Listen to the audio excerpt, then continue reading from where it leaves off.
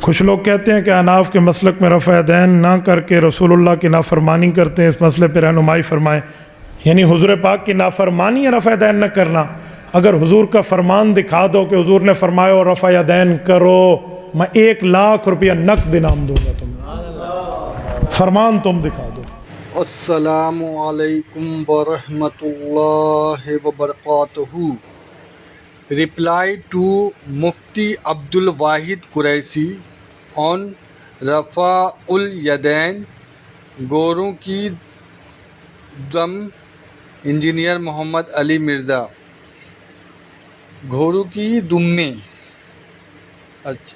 بغلوں میں بوت اور یہ سب ساری چیزیں جو ہیں وہ بتا رہے ہیں، تو اس کا جو ہے رپلائی علی مرزا نے بہت بہترین طریقے سے دیا ہے، اور آپ صلی اللہ علیہ وسلم کا جو طریقہ تھا نماز پڑھنے کا، اگر ہم ایک سنت ادا کر رہے ہیں تو اس میں کوئی حرج تو ہے نہیں، ہم کسی کے نماز کو غلط یا صحیح نہیں بتا رہے ہیں، لیکن ہاں جو آپ صلی اللہ علیہ وآلہ وسلم نے بتایا ہے، ان کے بتائے ہوئے راستے پر چلنے کی ہمیں اللہ توفیق دے، اور اللہ نے خود بتایا ہے کہ جو نبی نے بتایا اسے لے لو، اور جو نبی نے منع کیا اسے رک جاؤ۔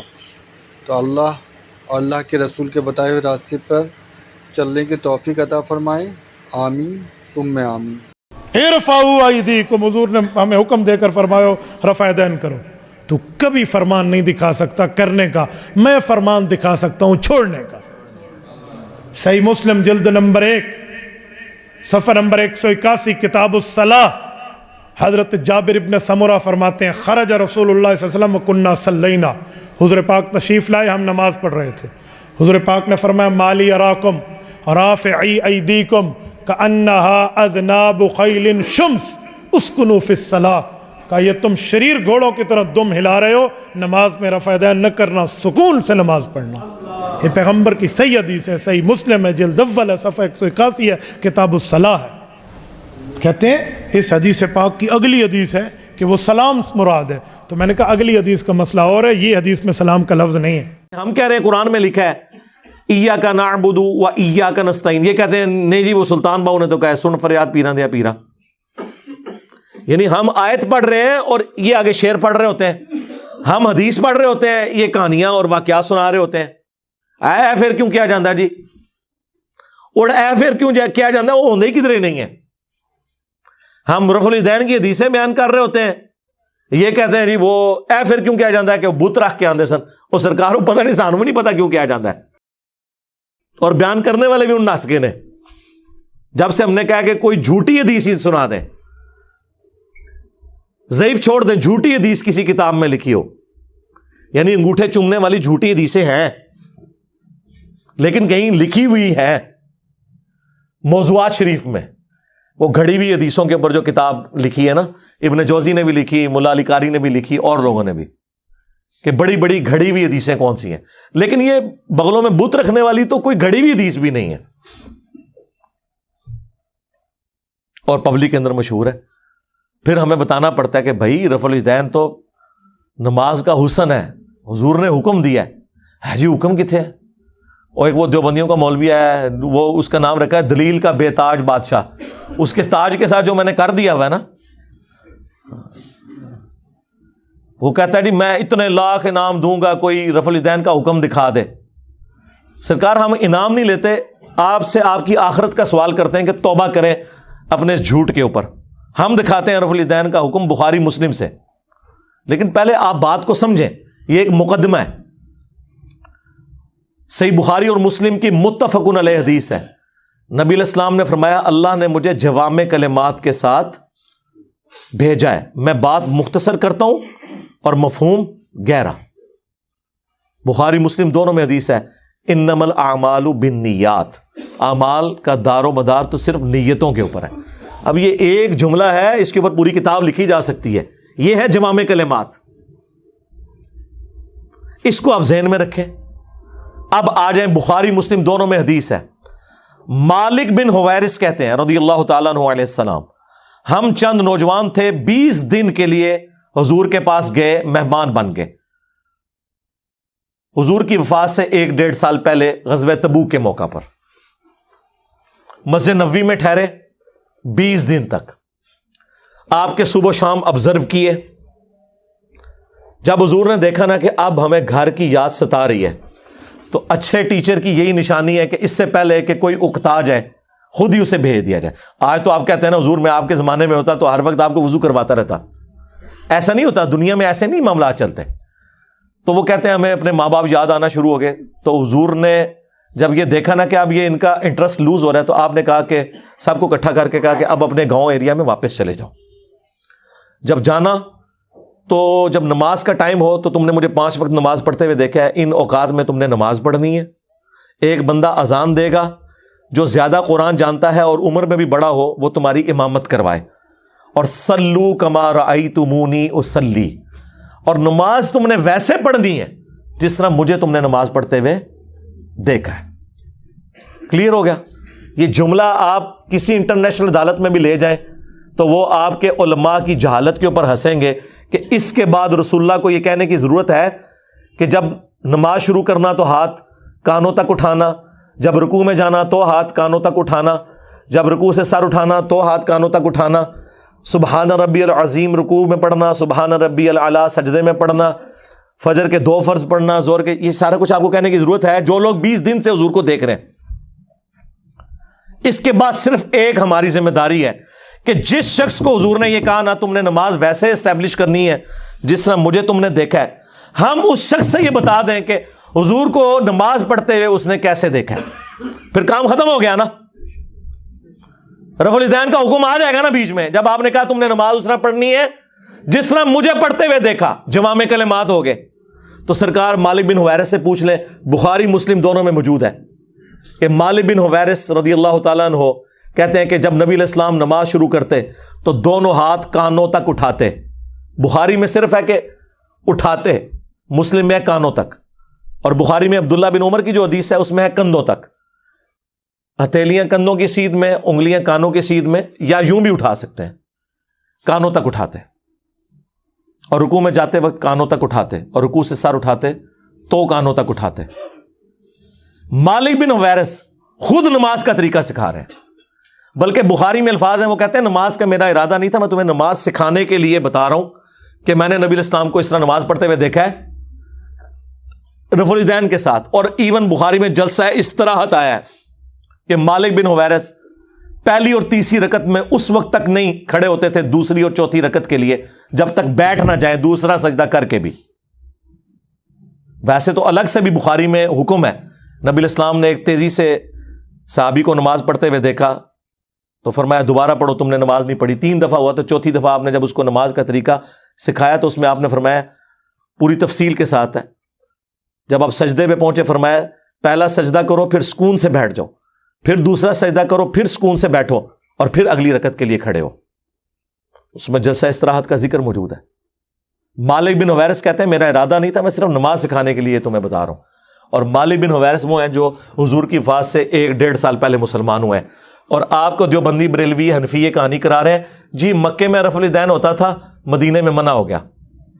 اور رفع الیدین کے جتنے راوی ہیں نا میجورٹی وہ ہیں جو فتح مکہ کے بعد مسلمان ہوئے ہیں, ہجرت مدینہ نہیں, فتح مکہ کے بعد 8 ہجری کے بعد. وائل بن حجر کی حدیث ہے مسلم شریف میں, ابو داؤد میں, بلکہ وائل بن حجر تو پھر 1 سال بعد ابو داؤد میں سنن نسائی میں آیا کہ دوبارہ آئے, وہ کہتے ہیں میں نے سردیوں میں دیکھا کہ صحابہ کرام چادروں کے اندر سے رفع الیدین کر رہے ہوتے تھے. اس سے یہ بھی مسئلہ پتہ چل گیا کہ چادر کے لیے ہاتھ باہر نکالنے کی ضرورت نہیں, اندر سے بھی رفع الیدین ہو سکتا ہے. 8 ہجری میں بندہ مسلمان ہو رہا ہے, 9 ہجری میں وہ دوبارہ سردیوں کے موسم میں حضور کی نماز دیکھنے کے لیے آیا مدینہ شریف, اور رفع الیدین سے پڑھتے ہوئے دیکھ رہا ہے. تو مسوخ کس ٹائم ہوا ہے؟ کوئی نہیں ہوا سرکار. سنی اور شیعہ دونوں قائل ہیں رکوع میں جاتے وقت, رکوع سے اٹھتے وقت, اور تیسری رکعت سے اٹھتے وقت رفع الیدین کرنے کے اوپر. یہ دلیل کے بے تاج بادشاہ جو ہے نا, ان کے تاج کی حقیقت یہ ہے جو میں آپ کو بتا رہا ہوں. یہ لوگوں کا علمی لیول ہے. جی رفع الیدین کا حکم دکھائیں, جی دکھا دیا. اب آپ کے پاس قیامت تک ٹائم ہے کہ آپ نے بتانا ہے کہ مالک بن حویرث نے یہ جو نعوذ باللہ غلط نماز سکھائی، کب انہوں نے توبہ کی یہ غلط نماز سکھانے سے؟ یہ ذرا آپ نے بتانا ہے۔ ابو حمید سعدی کی حدیث بخاری میں بھی ہے اور تفصیل کے ساتھ جامعہ ترمذی اور سنن نبی داؤد میں ہے۔ 10 صحابہ کی موجودگی میں انہوں نے نماز کا طریقہ جب سکھایا تو باقی 10 لوگوں نے کہا کہ آپ تو بالکل اینڈ پہ مسلمان ہوئے ہیں۔ انہوں نے کہا کہ اس میں کوئی لڑائی جھگڑے والی بات نہیں، میں تمہارے سامنے نماز پڑھتا ہوں، اگر میں غلطی کروں مجھے بتا دینا۔ تو انہوں نے 10 صحابہ کی موجودگی میں نماز پڑھی۔ اس سے یہ بھی ثابت ہو گیا کہ وہ شخص نماز کا طریقہ بیان کر رہا تھا جو اینڈ پہ مسلمان ہوا، اور باقی صحابہ کہہ رہے ہیں تو بالکل آخر میں آیا۔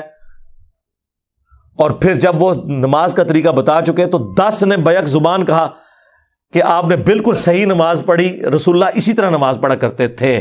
مراد یہ کہ حضور کی وفات کے بعد ذکر ہو رہا ہے، اور یہ ایٹ لیسٹ 30 سال بعد کا واقعہ ہے حضور کی وفات کے، فوراً بعد بھی ہو کوئی فرق نہیں پڑتا۔ 10 کے 10 کو غلطی، جس میں ابو قتادہ بھی شامل ہے سینئر اصحاب میں سے۔ اس میں انہوں نے رفع الیدین کا ذکر کیا ہے، جلسہ استراحت کا ذکر کیا ہے، تورک بیٹھنے کا ذکر کیا ہے چوتھی رکعت میں، بائیں سرین پہ بیٹھ کے دایاں یعنی پاؤں کھڑا کر کے اس کے نیچے سے بائیں پاؤں کو گزارنا۔ اور ابو داؤد میں تو الفاظ ہیں کہ جب نبی علیہ السلام نماز کا ارادہ کرتے تو نبی علیہ السلام قبلہ رخ کھڑے ہوتے اور اپنے ہاتھوں کو کندھوں تک بلند کرتے، یہاں تک کہ ہر ہڈی اپنی جگہ پر جب واپس آ جاتی پھر آپ قرات شروع کرتے۔ اس سے میں نے ثابت کیا کہ انہوں نے ہاتھ چھوڑ کے نماز پڑھی ہے، کیونکہ جب بھی کوئی نماز شروع کرنے کا ارادہ کرتا ہے تو ہاتھ باندھ کے نہیں نماز پڑھتا، یوں کھڑا ہوا ہے اور وہ نماز یوں شروع کرتا ہے اور ہر ہڈی اپنی جگہ پر واپس آ جاتی۔ یہاں موقع تھا وہ کہتے ہیں کہ ہر ہڈی دایاں ہاتھ بائیں پر آ جاتا، نہیں، انہوں نے کہا اپنی واپس اپنی جگہ پہ آ جاتی۔ اس سے نبی علیہ السلام سے بھی ہاتھ چھوڑ کے نماز پڑھنا ثابت ہے۔ ویسے عبداللہ ابن زبیر کی الگ سے حدیث ہے المصنف ابن ابی شیبہ میں، باقاعدہ باب باندھا ہے امام ابن ابی شیبہ، امام بخاری مسلم کے استاد نے، کہ ان صحابہ اور تابعین کا بیان جو ہاتھ باندھ کے نماز پڑھتے تھے، جو ہاتھ چھوڑ کے۔ ہمارے نزدیک دونوں طریقے درست ہیں، ہاتھ باندھنا بھی ہاتھ چھوڑنا بھی۔ تو وہاں پہ پھر 11 صحابہ کی یہ گواہی ہوگی، 10 وہ اور 11واں جو سکھا رہا تھا۔ تسی 11ویں لی سرکار نو مندے ہو، اسی 11 سرکاراں نو مننے ہاں، اور ساڈی سرکاراں ہو جو صحابہ نے جی رفع الیدین کا حکم دکھا دیا، جی دکھا دیا ہے، اور آپ رفع الیدین کا مذاق جو اڑاتے ہیں، اللہ سے ڈر جائیں۔ گھوڑوں کے دموں کے ساتھ اسے تشبیہ دیتے ہیں۔ کیا رسول اللہ پوری زندگی اس طریقے سے نماز پڑھتے رہے جس کو آپ نے بعد میں کہنا تھا یہ گھوڑوں کی دمیں ہیں؟ آپ خود سوچیں اغلن، کیونکہ میں نے تو ثابت کر دیا کہ حضور اپنی وفات سے 1 سال پہلے تک کر رہے ہیں۔ ویسے تو میں نے مسئلہ 70B میں ثابت کیا ہے کہ وفات تک، وہ کہتے ہیں وفات تک کا لفظ جی موجود ہے۔ جب حضور کی وفات کے بعد صحابہ کرام نماز کا طریقہ سکھا رہے ہیں تو وفات تک ہی ہوا نا، لاجیکل ہے۔ یہ تو نہیں کہ منسوخ شدہ طریقہ انہوں نے سکھانا تھا۔ باقی تفصیل وہ دیکھ لیں، 2.25 گھنٹے کا لیکچر ہے۔ ان کے 8 دھوکوں کے جو میں نے جواب دیے ہیں جی، بغلوں میں بت رکھ کے آتے تھے، ٹھیک ہے جی، گھوڑوں کی دموں والی روایت مسلم شریف سے آؤٹ آف کانٹیکسٹ، جابر بن سمرہ والی شریر گھوڑوں کی دمیں، وہ 4 روایتیں کٹھی ہیں، اس میں باقاعدہ موجود ہے کہ وہ سلام پھیرتے وقت زانوں سے ہاتھوں کو اٹھاتے تھے۔ وہ کہتے ہیں نہیں، ایک روایت میں اس کے بغیر ذکر ہے۔ کچھ لوگ کہتے ہیں کہ اناف کے مسلک میں رفع دین نہ کر کے رسول اللہ کی نافرمانی کرتے ہیں، اس مسئلے پہ رہنمائی فرمائیں۔ یعنی حضور پاک کی نافرمانی ہے رفع دین نہ کرنا؟ اگر حضور کا فرمان دکھا دو کہ حضور نے فرمایا اور رفع دین کرو، میں 1,00,000 روپیہ نقد انعام دوں گا تمہیں۔ فرمان تم دکھا دو، ارفعوا ایدیکم، حضور نے ہمیں حکم دے کر فرمایا رفع دین کرو۔ تو کبھی فرمان نہیں دکھا سکتا کرنے کا، میں فرمان دکھا سکتا ہوں چھوڑنے کا۔ صحیح مسلم جلد نمبر 1 صفحہ نمبر 181 کتاب الصلاۃ، حضرت جابر ابن سمرہ فرماتے ہیں خرج رسول اللہ صلی اللہ علیہ وسلم وکنا صلینا، حضور پاک تشریف لائے، ہم نماز پڑھ رہے تھے، حضور پاک نے فرمایا مالی اراکم رافعی ایدیکم کانہا اذناب خیل شمس اسکنوا فی الصلاۃ، کہا یہ تم شریر گھوڑوں کی طرح دم ہلا رہے ہو، نماز میں رفع دین نہ کرنا، سکون سے نماز پڑھنا۔ یہ پیغمبر کی صحیح حدیث ہے، صحیح مسلم ہے، جلد اول ہے، صفحہ 181 ہے، کتاب الصلاۃ ہے۔ کہتے ہیں اس حدیث پاک کی اگلی حدیث ہے کہ وہ سلام مراد ہے. تو میں نے کہا اگلی حدیث کا مسئلہ اور ہے, یہ حدیث میں سلام کا لفظ نہیں ہے. سرکار یہ حدیث ابو داؤد میں بھی ہے, سنن نسائی میں بھی ہے, باقاعدہ اس کے اوپر اماموں نے باب باندھے ہوئے ہیں کہ یہ حدیث کس سے متعلق ہے, آپ کے رد کے اوپر کہ سلام پھیرتے وقت. امام نووی نے بھی مسلم کے باب کے اوپر یہ لکھا ہوا ہے. اس سے بڑھ کر امام بخاری نے جز رفع الیدین میں لکھا ہے کہ جو گھوڑوں کی دموں والی حدیث رفع الیدین پہ لگاتے ہیں انہیں ڈرنا چاہیے کہ اللہ کا عذاب نہ ان پر آ جائے. سورہ نور کی آیت کوٹ کی کہ رسول اللہ کے ساتھ دشمنی کر رہے ہیں, یہ سنت کا مذاق اڑا رہے ہیں. اور جز رفع الیدین پہ جو میں نے ویڈیو ریکارڈ کرائی ہے, جو کچھ امام بخاری نے ان کی طبیعت صاف کی ہوئی ہے, وہ 70B مسئلہ آپ ضرور دیکھیں. رفع الیدین سے متعلق فرقہ وارانہ نظریات کا تحقیقی جائزہ, اس میں ان کے آپ کو جھوٹ پتہ چلیں گے کہ یہ جھوٹ کی بنیاد پہ کھڑے ہیں. اور ہم تو بڑے خوش ہوتے ہیں کوئی گھوڑوں کی دموں والی حدیث بتا دے, بت رکھنے والی جھوٹی بات خود گھڑی بھی بتا دے, ہم پھر کہتے ہیں آپ کو بتائیں گے. بلکہ اس سے بڑھ کر میں G10 میں رہتا تھا, یہ میں بات کر رہا ہوں 2008-9 کی, 8 سے آلموسٹ کچھ 14-15 سال پہلے. ہمارے قریبی دوست تھے, وہ کٹر بریلوی تھے, ہم بھی اس زمانے میں بریلوی تھے. میرے ساتھ وہ اعتکاف بیٹھے G10 کی مسجد میں, G10-4 میں. جب میں ریورٹ ہوا تو وہ بھی تحقیق میں پڑ گئے, وہ وہیں کے رہنے والے تھے. جب تحقیق میں پڑھے تو ہمارے گھر کے قریب ایک دیوبندیوں کی مسجد بھی تھے, کبھی ہم نماز وہاں پڑھتے رفع الیدین سے شروع کر دی. لیکن نماز میں آپ کو پتہ سب کے پیچھے پڑھتا ہوں. ایک نماز دیوبندیوں کے پیچھے پڑھتے تھے, فجر کی ہم اہل حدیث کے پیچھے پڑھتے تھے, مغرب عشاء کی کبھی بریلویوں کے پیچھے کبھی دیوبند کے پیچھے. وہاں کے مفتی کو کھٹکا لگ گیا, اس نے کہا چلو یہ تو گمراہ ہوئے ہیں, یہ تو آؤٹ سائڈر ہیں. جو G10 کا رہنے والا ہے نا بندہ, جس کا اپنا ذاتی گھر تھا وہاں پہ جدی پشتی, جو ان کا دوست ہے, اس کو تو ہم قائل کریں. اس نے ایک کتابچہ دے دیا اسے رفع الیدین کے خلاف نہ, کہ نماز کا حنفی طریقہ صحیح ہے. وہ کتابچہ میرے پاس لے کے آیا, میں نے کہا بہت اچھی بات ہے. مطلب وہ جب میں نے کتاب پڑھی تو میں تو خوشی سے پھولے نہ سماؤں. اس نے پہلی حدیث پتہ کیا لکھی ہوئی,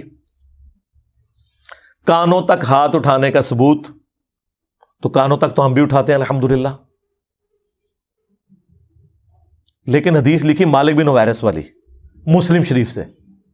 اور حدیث لکھی کہ مالک بن حویرث کہتے ہیں کہ میں نے نبی علیہ السلام کو دیکھا کہ جب نماز شروع کرتے تو دونوں ہاتھ کانوں تک اٹھاتے. میرا دل کرے میں تو لڈیاں پاواں. ہاں میں کہ ایتھے ہی رک جا کے تو کتاب ٹرنی نہیں. یہ حدیث میں نے کہا میں اوریجنل نہ دیوبند اور بریلویوں کی کتاب مسلم شریف جو ترجمے کے ساتھ ہے اس میں سے تجھے دکھاؤں گا, اور تو نے خود رفع الیدین شروع کر دینا ہے. کہتا ہے کیسے؟ میں نے کہا یہ دیکھ, انہوں نے آدھی حدیث لکھی ہوئی ہے, اس کے آگے لکھا ہوا ہے جب رکوع میں جانے لگتے تو کانوں تک ہاتھ اٹھاتے, اور جب رکوع سے سر اٹھاتے تو کانوں تک ہاتھ اٹھاتے. یہ مالک بن حویرث بھی تو ہماری پوری نماز کا طریقہ ہے, صلو کما رأیتمونی اصلی. ہمیں اور کیا چاہیے؟ اچھا وہ کتابچہ لے کے نا وہ دیوبند کے مفتی کے پاس پہنچ گیا. یہ ان مفتیوں کا, یہ دلیل کے جو بے تاج بادشاہوں کا علمی لیول یہ ہوتا ہے. وہ جب وہاں پہ پہنچا نا, اس نے کہا یہ آپ نے جو حدیث لکھی ہے آپ نے مسلم شریف سے پڑھی ہے؟ اس نے کہا یہ تو بہت بڑے عالم دین کی کتاب ہے, یقیناً یہ لکھا ہوگا. انہوں نے کہا لکھا تو ضرور ہے, لیکن صرف اتنا نہیں لکھا ہوا, اس کے آگے تو کچھ اور بھی لکھا ہوا ہے. اس نے کہا یہ ہو نہیں سکتا. انہوں نے کہا یہ دیکھو مسلم شریف میں لکھا ہوا ہے کہ جب نماز شروع کرتے تو کانوں تک ہاتھ اٹھاتے, اور جب رکوع میں جانے لگتے تو کانوں تک ہاتھ اٹھاتے, اور جب رکوع سے سر اٹھاتے تو کانوں تک ہاتھ اٹھاتے. تو یہ اس نے آدھی حدیث کیوں لکھی ہے؟ اس کے بعد کوئی گنجائش رہ گئی تھی. لیکن جب اللہ تعالیٰ ختم اللہ علی قلوبہم وعلی سمعہم وعلی ابصارہم غشاوہ, دلوں پر, آنکھوں پر, کانوں پر مور لگ جائے, جو سورۃ البقرہ میں آیا اور سورۃ الانعام میں آیا کہ ہم ان کے دلوں کو اور آنکھوں کو حق قبول کرنے سے پھیر دیں گے, جیسا کہ پہلی دفعہ جب ان پہ حق کھلا تھا نا تو انہوں نے حق سے اناد کیا تھا, اب ہم ان کے اوپر مورے لگا دیں گے. وَلَوْ أَنَّنَا نَزَّلْنَا إِلَيْهِمُ الْمَلَائِكَةَ, اور یہ اب ایسی گمراہی میں پڑ جائیں گے اگر آسمان سے فرشتے ان کے سامنے نازل ہوں اور مردے قبروں سے نکل کے انہیں یہ بتائیں نا کہ آخرت ہونے والی ہے اور قیامت کا تمام منظر ان کی آنکھوں کے سامنے آ جائے, تب بھی یہ ایمان نہیں لے کے آئیں گے, کیونکہ اللہ نے مور لگا دی ہے. اور یہی ہوا اس کے ساتھ. وہ کہتا ہے کہ جی ہم نے یہ آدھی حدیث اس لیے لکھی ہے کہ یہ ہماری دلیل تھی. انہوں نے کہا یار حدیث تے پوری دلیل ہوندی ہے, آدھی تے نہیں. یہ تو علماء یہود والا کام کیا ہے. افتؤمنون ببعض الکتاب وتکفرون ببعض, کتاب کے کچھ حصے کو مانتے ہو, کچھ کو چھوڑتے ہو. اور پھر اللہ نے کہا اس کی سزا ہے کہ دنیا میں بھی ذلت ہے اور آخرت کا بڑا عذاب تمہارا انتظار کر رہا ہے. اور دنیا میں دیکھ لیں میرے ہاتھوں ان کی کیا ذلت ہوئی ہے. انہوں نے پچھلے 1000 سال میں جتنی عزت کمائی تھی نا, پچھلے 10-12 سال میں اس سے زیادہ ذلت کما چکے میں. میرا ایک نعرہ ان کو لے جاتا ہے کہ میرے نبی سا ہے ہی کوئی نہیں, تیرے بابے تھے شے ہی کوئی نہیں. دیکھ لیں ذلت کمائی ہے انہوں نے. تو وہ اس کا بھی دفاع کر رہا ہے. وہ کہہ رہا ہے جی ہم نے بس اتنا ہی لکھنا تھا جو ہمیں دلیل چاہیے, کیونکہ ہم نے یہ ثابت کرنا ہے کہ کانوں تک ہاتھ اٹھانے ہیں. انہوں نے کہا جس جگہ سے ثابت کر رہے ہو ادھر سے تو پوری بات لوگے. یہ ہو سکتا ہے کہ آپ قرآن سے آدھی بات لیں کہ نماز کے قریب مت جاؤ, اور آپ کہیں کہ میں نے یہی بات ثابت کرنی تھی کہ نماز کوئی ضروری نہیں. ہم کہیں گے آگے لکھا ہے جب تم نشے کی حالت میں ہو, یہی کہیں گے نا. تو یہ کرتے ہیں. اور چونکہ ان کو بڑوں سے یہی عادت پڑی ہوئی ہے آدھی باتیں بیان کرنے کی, آدھی کاٹنے کی, اس لیے میرے بھی آدھے کلپ کاٹ کے نا متنفر کروانے کی کوشش کرتے ہیں, اور مجھے کوئی فرق نہیں پڑتا. میں نے آپ کو بارہا بتایا ہے کہ مجھ سے بچنے کا طریقہ یہ ہے کہ اپنی زبانیں بند رکھیں. اگر زبان آپ کھولیں گے میں تو کار تک پہنچا کے آواں گا, منجی ٹھوک دیں گا تھوڑی میں, ذہن چ رکھیو. بلکہ ٹھوک دیتی ہے اللہ فضل. جتنا بولو گے جتنا چیخو گے, کیونکہ میں نے تو پھر جواب دینا نا. آپ میرے پہ الزام لگائیں گے تو میں آپ کو پھر کلیئر کروں گا کہ بھائی یہ بات لکھی ہوئی تھی, یہ تو یہ کہہ رہے تھے. تو اینڈ رزلٹ یہ ہے کہ جھوٹے بندے کی تو ایک نہ ایک دن موت ہو ہی جاتی ہے, اور ذلت کی موت ہوتی ہے جس طرح ان فرقوں کی موت ہوئی ہے. الحمدللہ. صلو علی محمد وآل محمد. اللہم صلی علی محمد وعلی آل محمد واصحاب محمد وازواج محمد وامت محمد اجمعین الی یوم الدین.